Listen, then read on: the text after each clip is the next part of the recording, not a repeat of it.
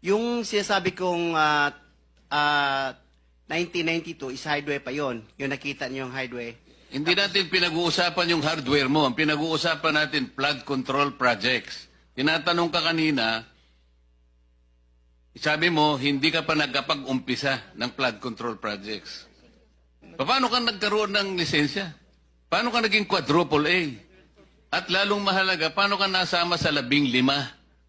Gumawa ka na ng flood control project. Gumawa na tayo ng flood control O project. ngayon gumawa ka na naman. Ano ba talaga yung totoo? Baka hindi ka makauwi sa araw na ito. Nagsisinungaling ka na naman eh. Ang sinabi ng Pangulo, kasama ka sa 15. Tama, Mr. Huwag mong Chair. mamaliitin ito. Bagatas dito, aartihin mo kami, sasabihin mo, hindi ka pa nagumpisa ka isang hardware. May problema dito eh. This, ano na yan, history lang yung sinasabi ko, Mr. Chair. Ano na yung totoo? Yung totoo, may lisensya na tayo na quadruple A ngayon. O ngayon nga, ngayon meron ka ng quadruple.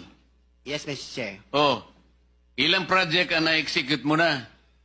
Marami na eh. O kanina sinabi mo, hindi ka pa nakapag-umpisa eh.